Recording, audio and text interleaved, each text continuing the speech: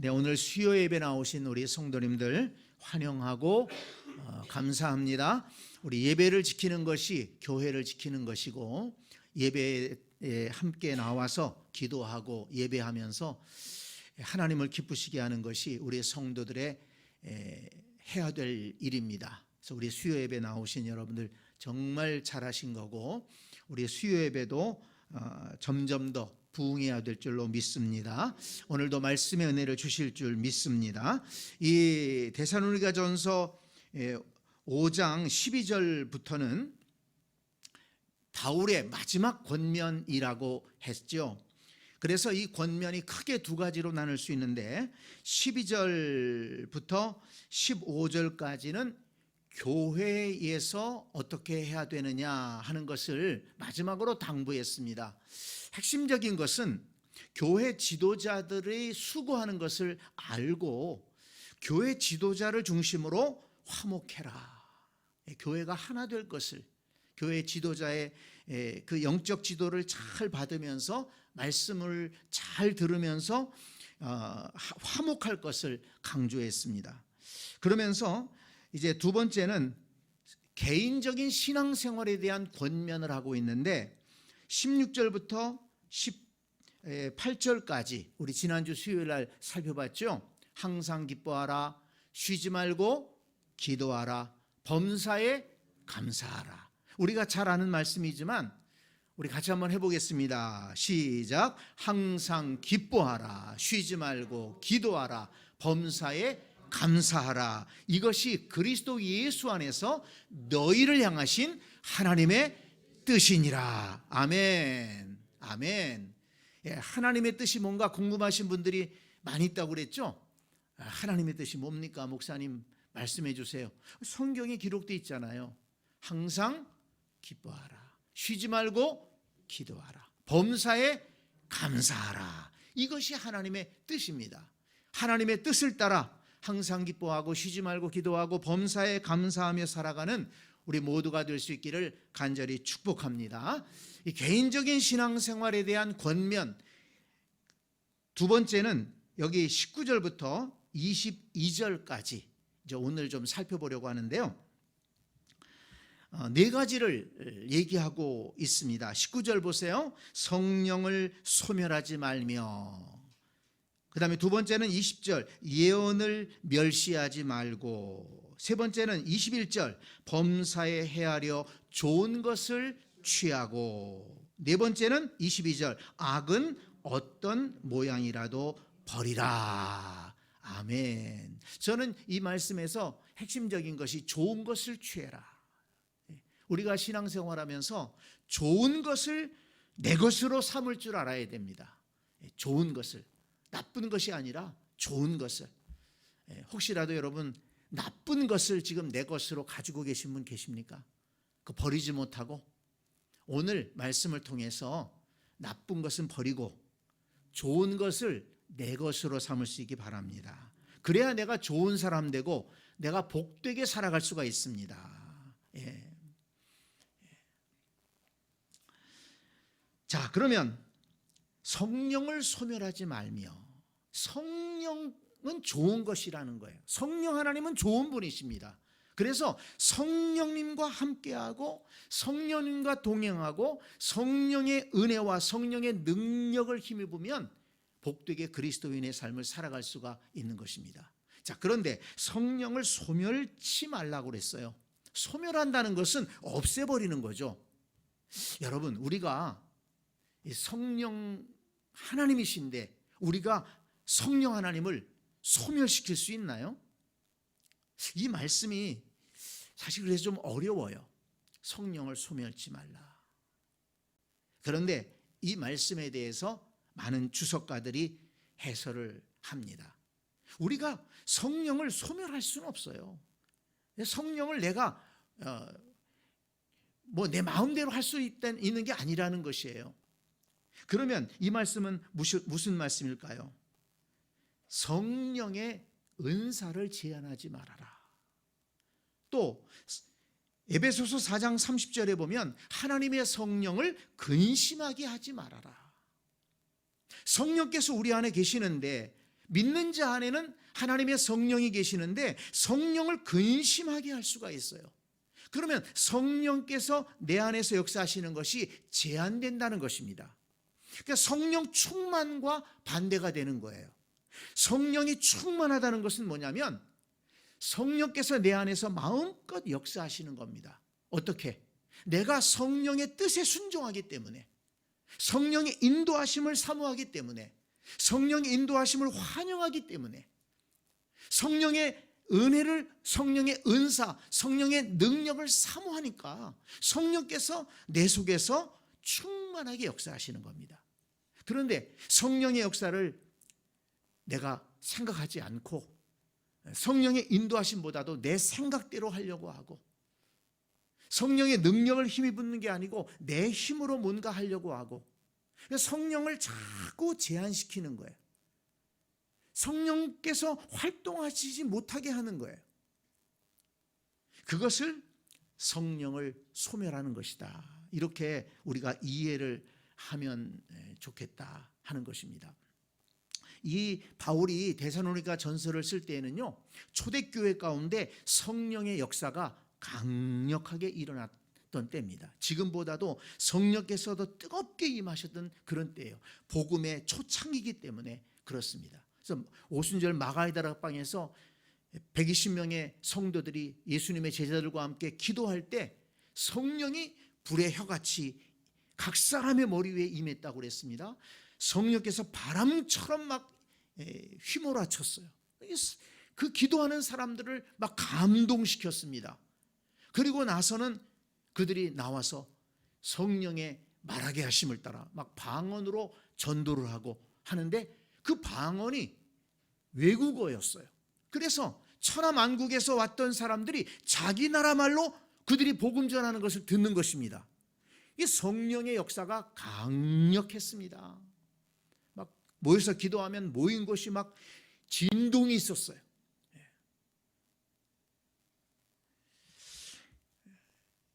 그런 때에 이 바울이 데살로니가 교회 성도들에게도 얘기하는 겁니다.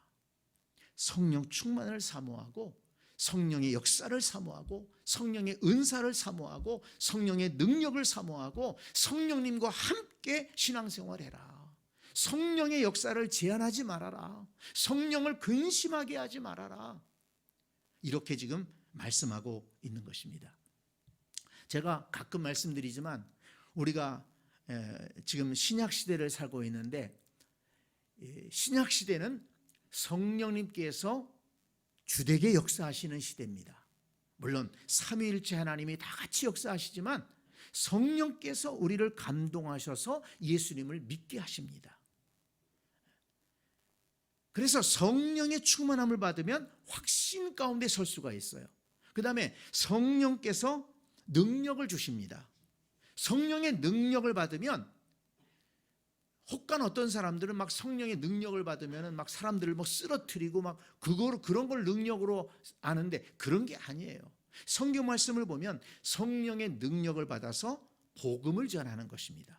악한 영들을 물리치는 거예요. 악한 마귀의 권세들을 물리치면서 복음을 전하고, 그래서 사람들을 주님께로 인도하는 것입니다. 성령의 능력을 사모해서 받아서 우리가 복음 전도하자. 악한 영들을 물리치고, 악하고 음란한 영들을 물리쳐야 됩니다. 내 삶 속에서 물리치고, 우리 가정에서 물리치고, 그래서 이 거룩한 성령께서 역사하시면 그들이 회개하고 예수님을 믿게 됩니다.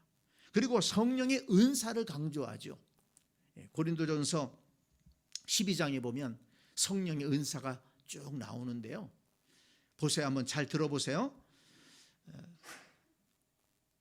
어떤 사람에게 성령으로 말미암아 지혜의 말씀을, 어떤 사람에게는 같은 성령을 따라 지식의 말씀을, 다른 사람에게는 믿음을, 또 병 고치는 은사를, 능력 행함을, 어떤 사람에게는 예언함을, 어떤 사람에게는 영들 분별함을, 다른 사람에게는 각종 방언 말함을, 어떤 사람에게는 방언을 통역함을 주시나니, 이 모든 일은 같은 한 성령의 성령이 행하사 그의 뜻대로 각 사람에게 나누어 주시는 것이니라.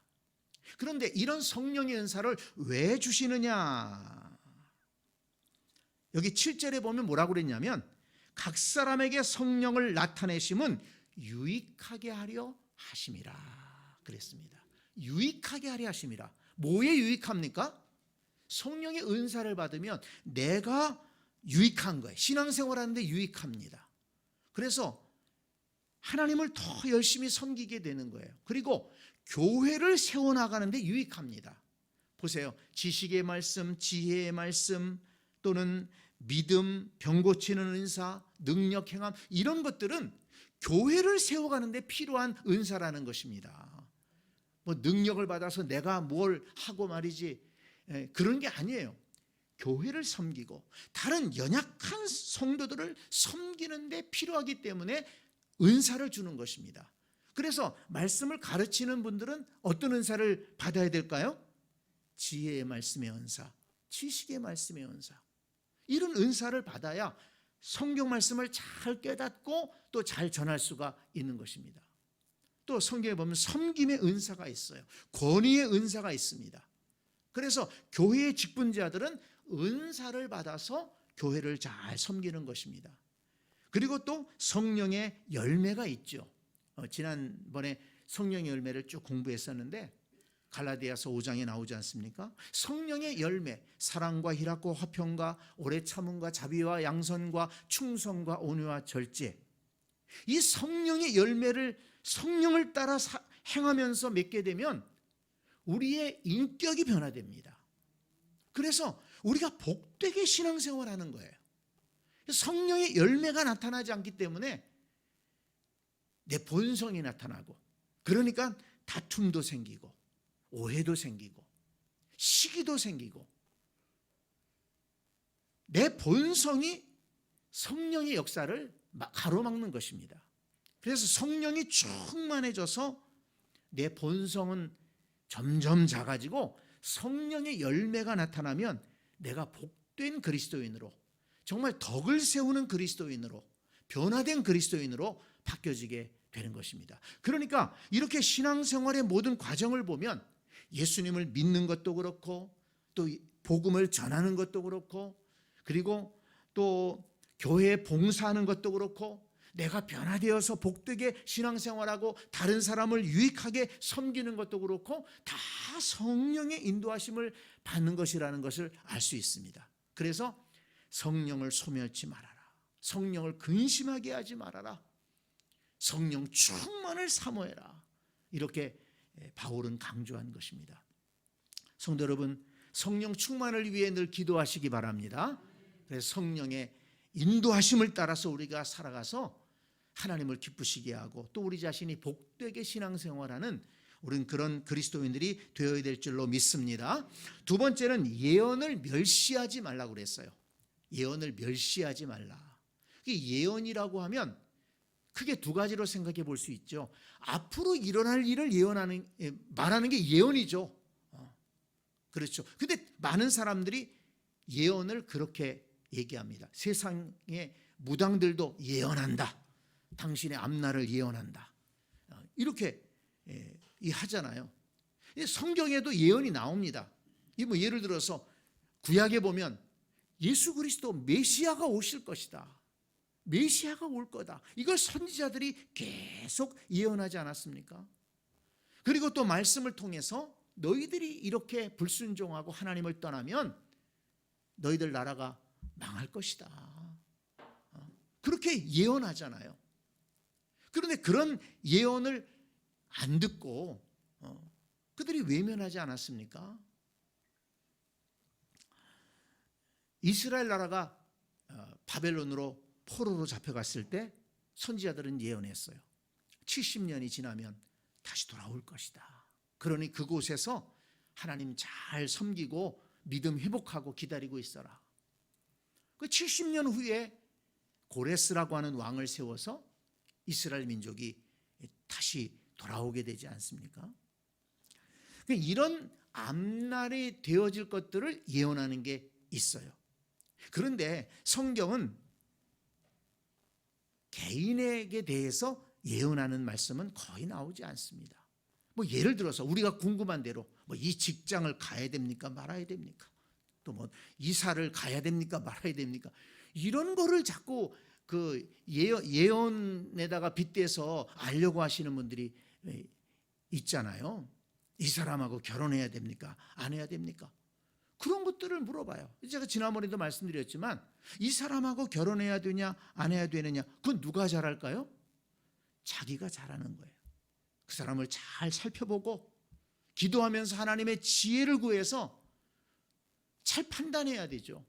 이사를 가야 되냐 말아야 되냐 내가 잘 판단해야 되죠. 하나님 앞에 지혜를 구하면서 과연 이 집에 이사 가는 것이 합당한 것인가?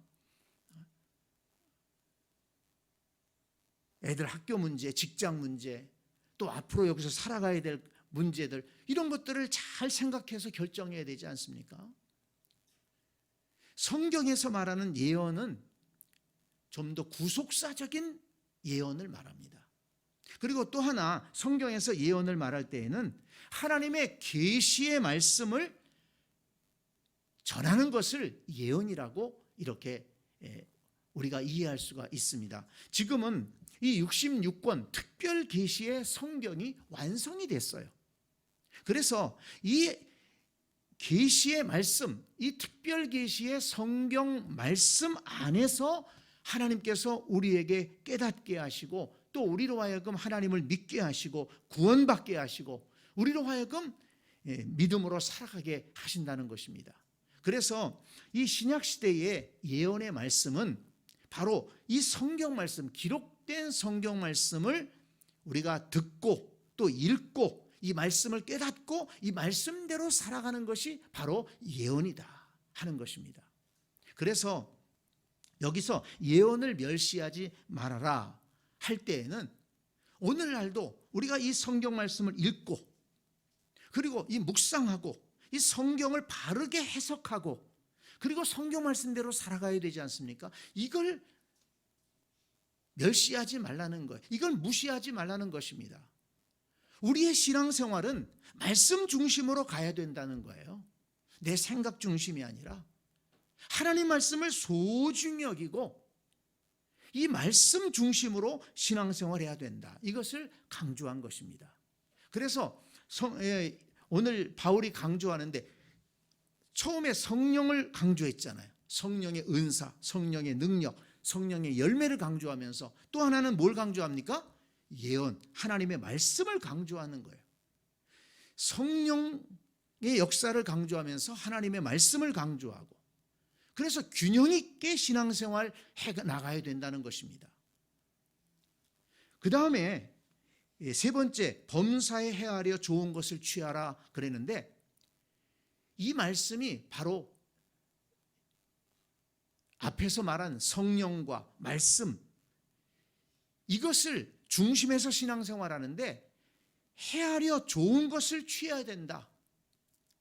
잘 살펴보고 우리가 바른 믿음을 가져야 된다는 것을 강조한 것입니다.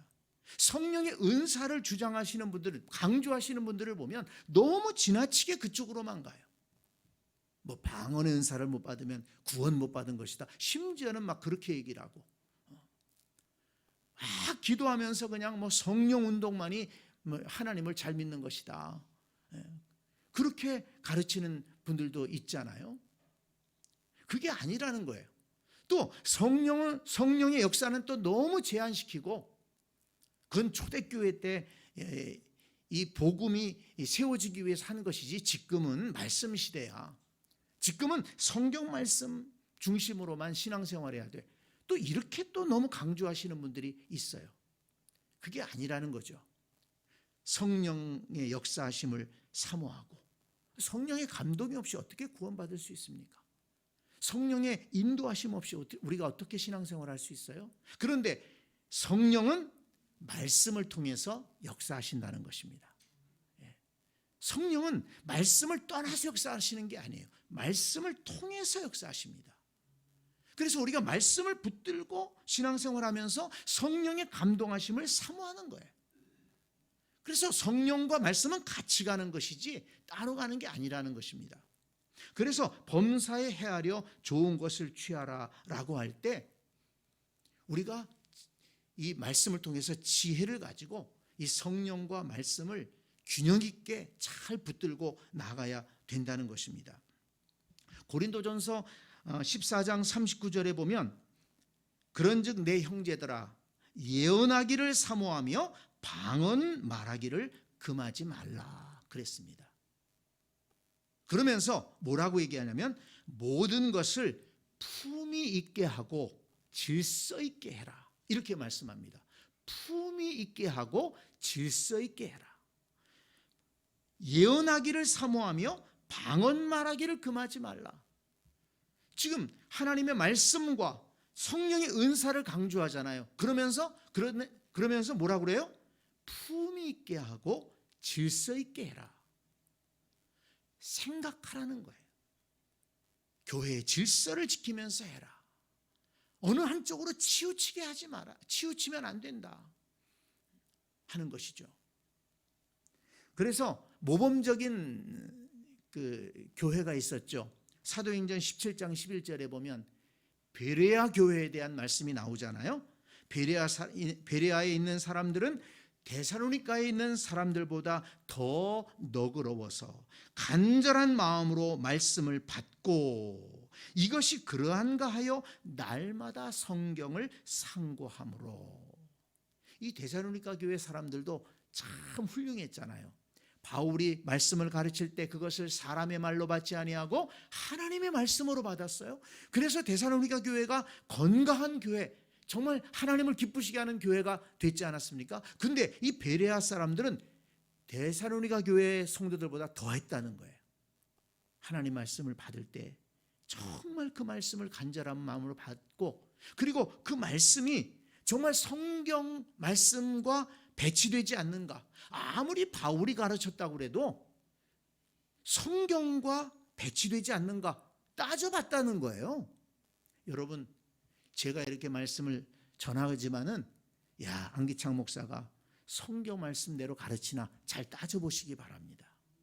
잘 따져보세요. 그래서 성경에서 어긋난 것을 얘기한다고 하면 그거는 잘못된 거죠. 요한일서 4장 1절에 보면 뭐라고 그랬냐면요, 사랑하는 자들아 영을 다 믿지 말고 오직 영들이 하나님께 속하였나 분별하라 그랬습니다.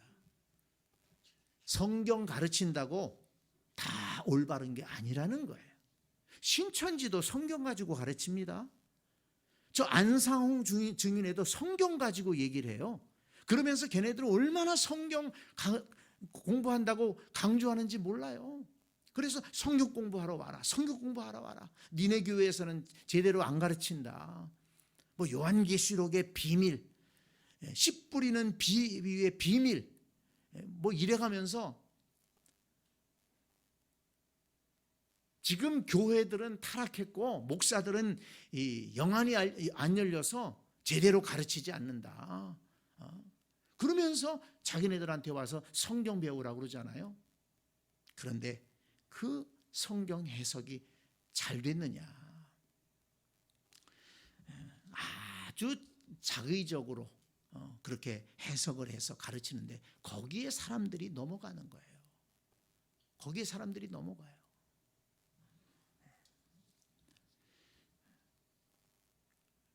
동방의 의인이 날 것인데 그 사람이 바로 신천지 교주다. 근데 그걸 그대로 받아들이는 거예요. 예수님이 다 못한 일을 하기 위해서 하나님께서 재림 예수를 다시 보냈는데 그 사람이 안산홍이다. 그렇게 갖다 붙여요. 결국에는. 그런데 그것을 사람들이 앞에 이상한 논리로다가 해가지고서는 가르치는데 그걸 사람들이 받아들인다는 거예요. 그래서 일찍이 이렇게 성경에서 영을 다 믿지 말고 잘 따져보고 구약 성경부터 신약 성경까지 그 성경에서 가르치는 내용과 합당한가 어느 하나만 보려고 하지 말고 전체적인 맥락에서 말씀을 보고 말씀을 깨달아야 된다. 그래서 그것이 바로 범사에 헤아려 좋은 것을 취해야 된다. 바른 것을 취해야 된다라는 것입니다. 바울이 강조한 것이 뭡니까? 갈라디아서에 보면 다른 복음은 없나니 다만 어떤 사람들이 너희를 교란하여 그리스도의 복음을 변하려 하려 함이니라. 그러나 우리나 혹은 하늘로부터 온 천사라도 우리가 너희에게 전한 복음 외에 다른 복음을 전하면 저주를 받을지어다 그랬습니다. 지금도 다른 복음을 전하는 그런 이단들이 많이 있습니다. 그래서 범사에 헤아려 봐야 돼요. 좋은 것을 취해야 됩니다. 그리고 성령운동, 말씀운동 이 두 가지를 균형 있게 해나가야지 우리 신앙이 올바를 수가 있는 겁니다. 바울이 지금 이걸 강조하고 있는 것입니다. 그리고 마지막 네 번째는 뭘 권면합니까? 악은 어떤 모양이라도 버리라. 자, 여기에서 중요한 것이 뭐냐면 모양이라도 버려라. 모양이라도 버려라. 흉내도 내지 말라는 거예요. 흉내도 내지 말아라. 우리 그리스도인들은 악은 흉내도 자꾸 내면 안 된다. 히브리서 12장 1절에 보니까 이렇게 말씀합니다. 이러므로 우리에게 구름같이 둘러싼 허다한 증인들이 있으니 모든 무거운 것과 얽매이기 쉬운 죄를 벗어버리고 인내로서 우리 앞에 당한 경주를 하며, 우리가 신앙생활이 경주와 같은데 뛰어가려면 가벼워야 되잖아요. 근데 이 죄가 우리를 짓누른다는 것입니다. 달리지 못하게 한다는 거예요. 그래서 모든 죄를 벗어버리라 이렇게 말씀합니다. 벗어버리고 가볍게 뛰어가야 된다. 여러분, 우리의 삶 속에 악한 것이 있다면 모양이라도 벗어버리기를 바랍니다. 이 벌이라는 것을 제가 성경을 찾아보니까 에베소서 4장 22절에 너희는 유혹의 욕심을 따라 썩어져가는 구습을 따르는 옛사람을 벗어버리고, 구습을 따르는 옛사람의 습관 아직도 벗어버리지 못한 게 있다면 벗어버리기를 바랍니다. 벗어버리기를 바랍니다. 우리는 대한예수교장로회 합동측 교단이에요. 하나님의 말씀을 정말 어느 교단보다도 중요하게 생각하고 말씀 중심으로 또 좋은 신앙의 전통을 물려받은 것들을 이어가려고 하는 교단입니다. 그래서 우리가 신앙생활하는데 말씀을 따라서 거룩함을 지켜나갈 수가 있어야 돼요.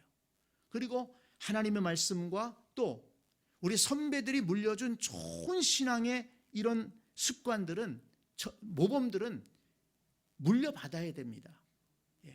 그래서 예수 믿기 전에 또 말씀을 깨닫기 전에 우리가 가졌던 옛사람의 습관이 있다면 그것을 벗어버릴 수 있어야 됩니다. 그리고 우리가 가벼운 몸과 마음으로 신앙생활하고 주님을 따라가야지 복된 신앙생활을 할 수가 있는 것입니다. 구습을 따르는 옛사람을 벗어버려라. 에베소서 4장 25절에서는 거짓을 버리고 각각 그 이웃과 더불어 참된 것을 말하라. 에베소서 4장 31절에는 너희는 모든 악독과 노함과 분냄과 떠드는 것과 비방하는 것을 모든 악의와 함께 버리고, 골로새서 3장 9절에서는 너희가 서로 거짓말을 하지 말라. 옛사람과 그 행위를 벗어버리고, 데살로니가전서 4장 3절에서는 하나님의 뜻은 이것이니 너희의 거룩함이라. 곧 음란을 버리고, 디모데전서 4장 7절에서는 망령되고 헛단한 신화를 버리고 경건에 이르도록 내 자신을 연단하라. 야고보서 1장 21절에서는 그러므로 모든 더러운 것과 넘치는 악을 내버리고 너희 영혼을 능히 구원할 바 마음에 심어진 말씀을 온유함으로 받으라. 베드로전서 2장 1절에서는 그러므로 모든 악독과 모든 기만과 외식과 시기와 모든 비방하는 말을 버리고 그랬습니다. 네. 악은 어떤 모양이라도 버리라. 제가 쭉 버려야 될 것들 성경에서 찾아서 말씀을 드렸는데요. 다 버리시기를 바랍니다. 버려야 깨어납니다. 버려야, 우리가 지저분한 것, 더러운 것을 버려야 깨끗한 걸 받아들일 수 있잖아요. 지저분한 몸은 목욕 싹 하고 그 다음에 새 옷 입어야 되지 않습니까?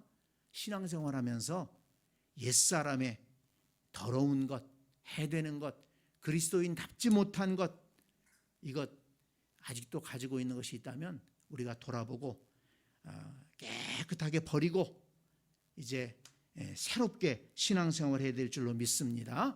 이렇게 바울이 개인적인 신앙생활에 대해서 강조하는, 권면하는, 마지막으로 권면하는 것을 우리가 쭉 살펴봤습니다.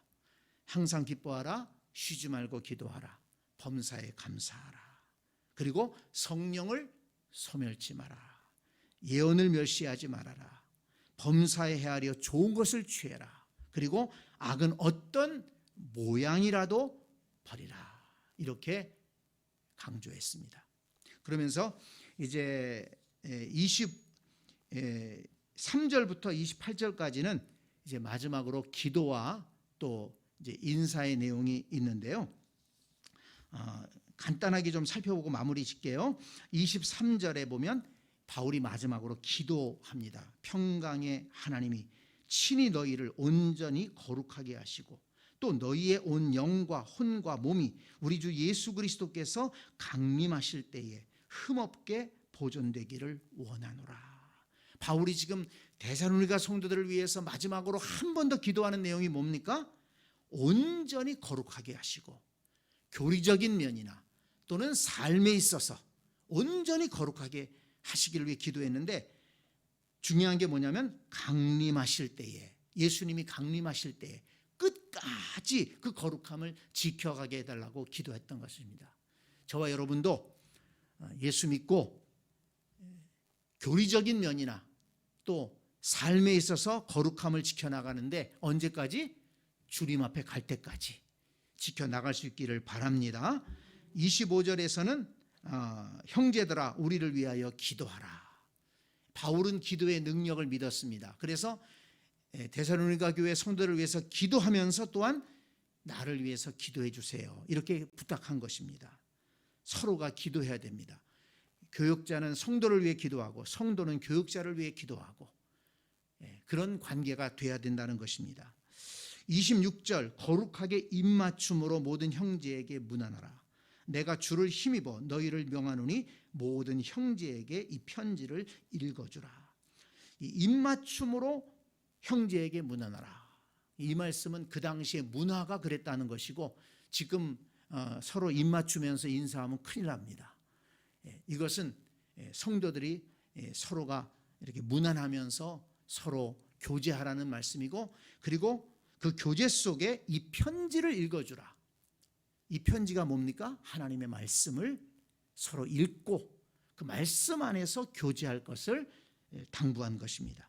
그리고 28절에서는 마지막에 축복합니다. 우리 주 예수 그리스도의 은혜가 너희에게 있을지어다. 바울이 축도하면서 축복 기도하면서 이 편지를 마치게 됩니다. 우리 데살로니가 전서 말씀을 이제 오늘로써 마무리 짓고 이제 다음 주부터는 후서를 공부하게 됩니다. 이 말씀 잘 기억하고 데살로니가 교회 성도들처럼 복되게 하나님을 기쁘시게 하는 그런 성도가 될 수 있기를 간절히 축복합니다. 아멘.